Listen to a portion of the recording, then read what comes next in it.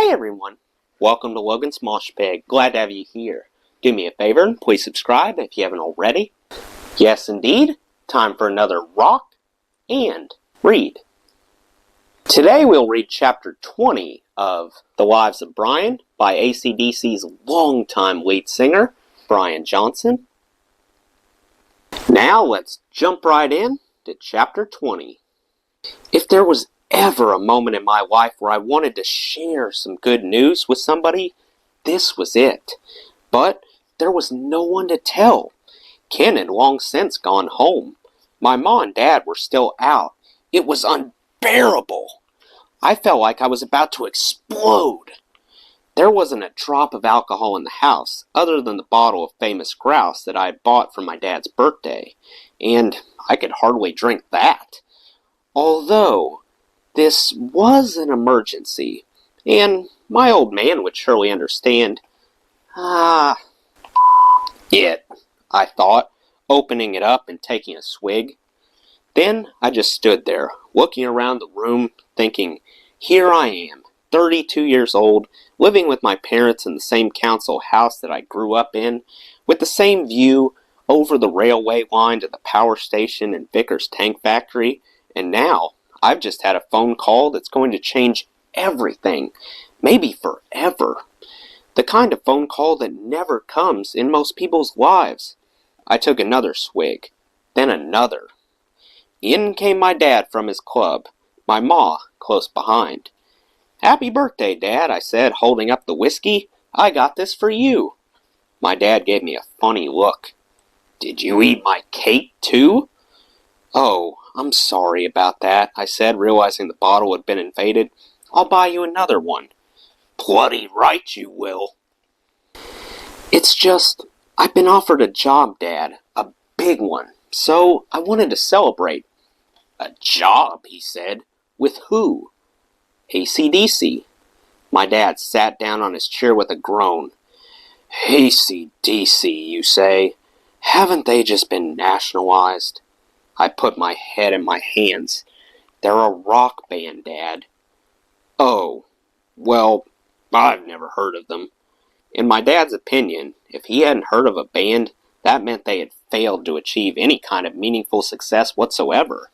Then again, the Beatles to him were a bit of a challenge. Then in came my ma. "I got a new job, Ma," I told her, bursting with pride. "I'm the new lead singer of AC/DC." "Oh, that's a nice son," she said. "Would you like a sandwich?" It was impossible. It just meant nothing to them.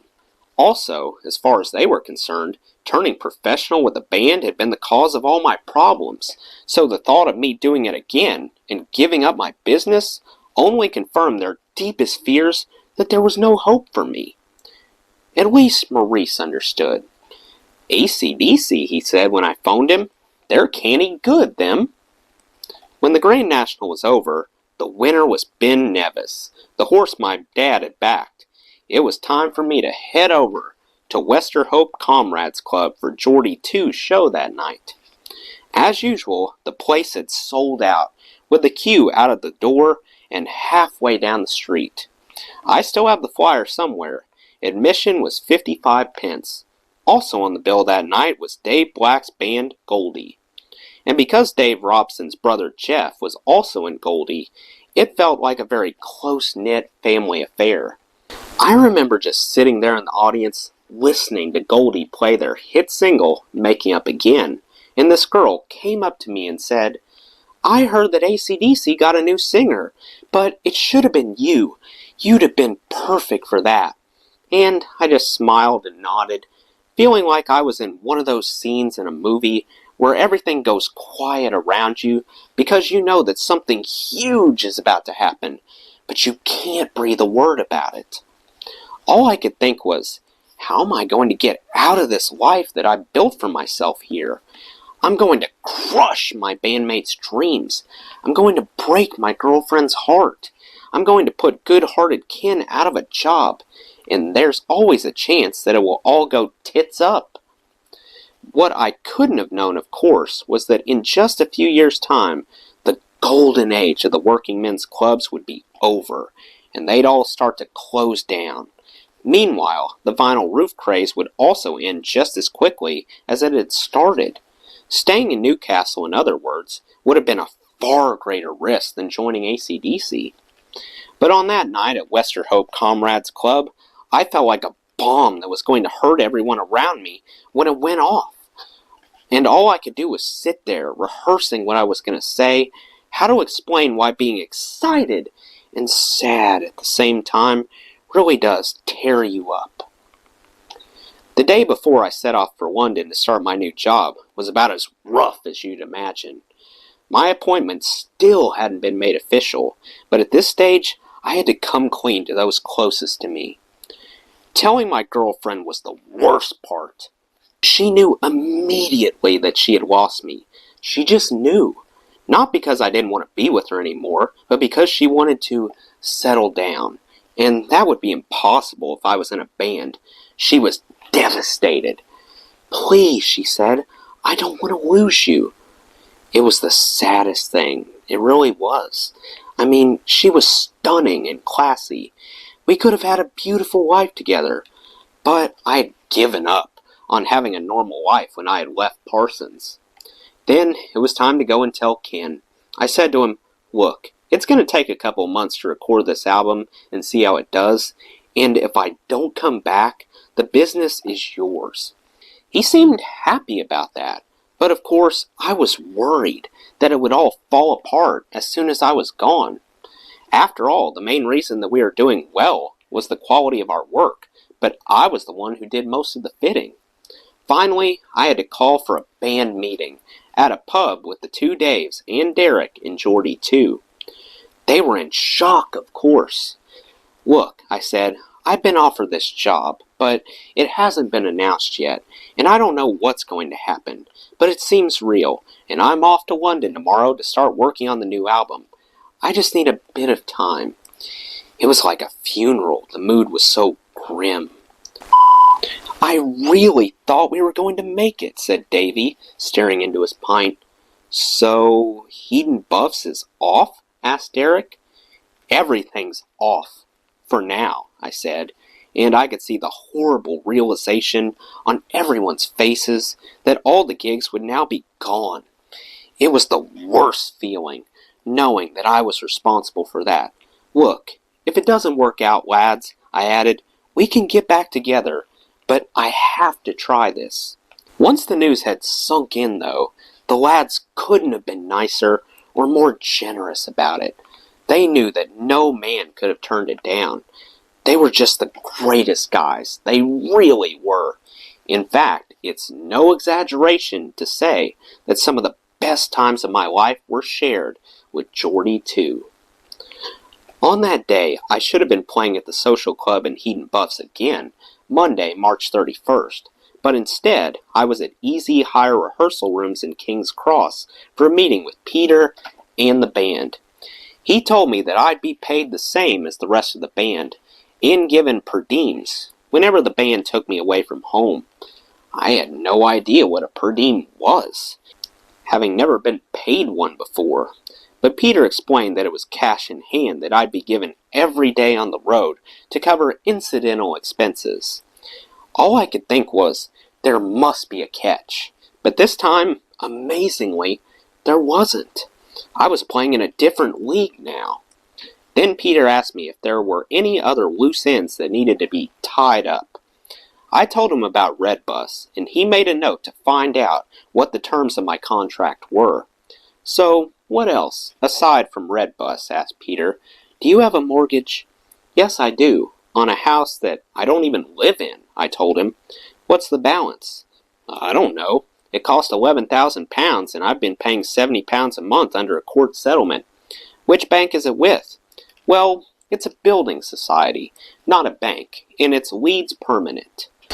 "Okay, I'll call them and pay it off." "What? Are you serious?" "Of course. Anything else we should know about?" I was in shock at this point, but I remembered the previous night with the lads from Geordie too.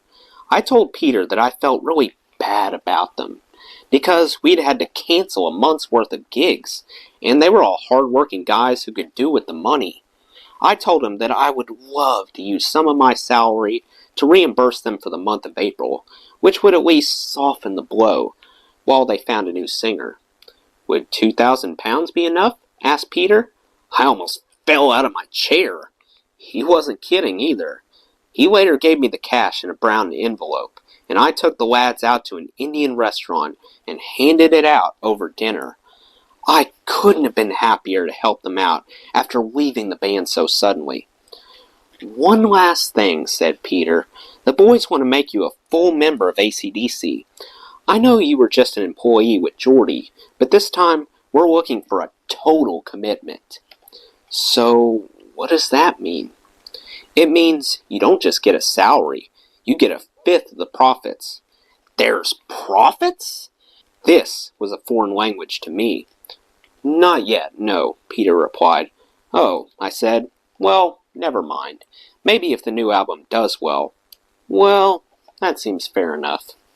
The announcement that I'd been hired as AC/DC's new singer came the next morning, April Fool's Day, by which time we were already rehearsing the new album, which we were going to record at Polar Studios in Sweden.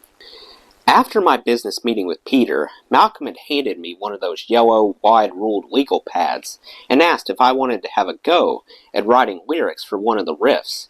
Now, my memory as to when exactly this happened is a little hazy, given how quickly things were moving, but most of the photographs taken of me at Easy Hire show me holding the pad, so I probably put pen to paper for the first time there, even though most of the writing happened later.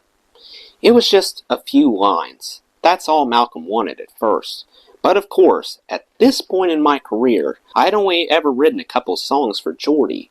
What's more, given how strong the riff in question was, I was going to have to come up with something pretty special. Trying to live up to Bon's songwriting legacy was the hardest part of it all. Bon had been the ultimate working-class wordsmith, from the non-stop double entendres of Big Balls to his joyful and downright hilarious account of a one-night stand with a 19-stone Tasmanian woman in Whole Lotta Rosie. While he was alive, of course, the critics had sort of missed the whole point of his lyrics, but later on, they had suddenly developed a newfound respect for his wonderful way with words. Not that Bon had ever given what they said. The sneers of the establishment were probably a badge of honor to him. I had no idea if I was capable of writing anything even 1% as good as Bon's best songs. So the second that I was given the legal pad and instructed to get something down on paper, I decided that I needed to find somewhere quiet where I could put my brain to work. But of course, I was in a rehearsal room at King's Cross, leaving me with very few options for peace and quiet. Write about what you know, Brian, I kept telling myself. But of course, cars were the only thing I knew about. Well, cars and women. Actually, hang on a minute. I was getting an idea. She was a fast machine, I wrote. She kept her motor clean. Then a moment later I added, she was the best damn woman that I ever seen. I was pretty chuffed with my effort. Now all I had to do was write another 2 verses and a chorus. During the week of those Easy Hire sessions, I was put up at the Holiday Inn, Swiss Cottage, which felt very posh to me at the time. The only other member of the band staying there was Phil, because everyone else had their own flat. After each long day of rehearsals and writing, Phil and I would go back to the hotel and grab a quick bite to eat and a couple beers. But I quickly realized that, unlike me, Phil wasn't much of a talker, so as soon as we were finished with dinner, we'd head back up to our rooms. It was unnerving. I started to wonder if he knew something that I didn't, like maybe that the band were having second thoughts. One night, Phil must have noticed the look of concern on my face as we got into the lift. "Hey, Jonna," he said, "don't worry. We love you, mate." Then he grinned and said, "You'll be fine, mate." The relief was overwhelming, because inside, I really didn't know. So, God bless you, Phil, for saying that. It meant the world to me. The weirdest part of joining AC/DC was suddenly being part of a social circle where it was entirely normal to hang out with other musicians, and not just any, but heroes of mine. On our second day at Easy Hire, for example, in walked Ozzy Osbourne, the guy I'd listened to obsessively during my lunch breaks at Parsons. I couldn't believe it. And the crazy thing was, he walked right over to me, shook my hand, and wished me all the best in my new job. What made Ozzy's words even more touching was that he had been a friend of Bond's. It was a really big moment for me. Thank you, Ozzy. The next night, meanwhile, Malcolm invited me to a pub in Maida Vale, the Warrington, next to a big roundabout, and it was packed with musicians. So I went over there and had a pint with Malcolm and Cliff, and the next thing I knew, Les Gray from Mud was sitting at our table, and he was going, "Hello, Brian. Congrats on the gig." It was too much. It was a complete whirl. Another night, I went over to Malcolm's flat, and this fabulous bearded American guy came in, and Mal said, "Meet Brian. He's our new singer." I quickly ended up deep in conversation with the guy, and it turned out that he had survived a plane crash in Mississippi. That was when I realized that he was in Lynyrd Skynyrd. Half of the band had perished in that crash. It was absolutely terrible. It must have been Gary Rossington. He was still having trouble with his arm and walking with a limp. There were so many other moments like that. I wanted to write down every detail, so I'd never forget it. But of course, I did. Towards the end of our time at Easy Hire, the band's favorite photographer, a guy called Robert Ellis, stopped by. He had been asked by Atlanta to take some publicity shots for the new album. It felt like months had passed, but it was only April 4th, barely a week since I had arrived in London, and only 3 days since my hiring had been announced. Phil was nowhere to be found, so we ended up doing some shots without him. Malcolm took up Phil's position on the drum stool for one classic picture. In another one, I sat on the drum riser, wearing my 22 shirt, holding the writing pad. Then when Phil finally showed up, we went outside to do some shots against a brick wall. When the second the photo shoot was over, though, Peter came over to deliver some disappointing news. Polar Studios in Stockholm was no longer available because ABBA had just booked it. "So, where are we going?" asked Malcolm. "Compass Point," shrugged Peter, to which everyone just nodded and went back to work. I waited for a moment. I was too embarrassed to put up my hand in front of the lads, then took Peter aside. "Where's Compass Point?" I asked him. I mean, at this point in my life, my knowledge of Northeast working men's clubs was unrivaled by anyone. But when it came to the world's most expensive and far-flung recording studios, I was clueless. "Well, I hate to be the bearer of bad news, Brian," said Peter, looking very serious for a moment. "But," he broke into a grin, "we're going to be dragging you to the Bahamas."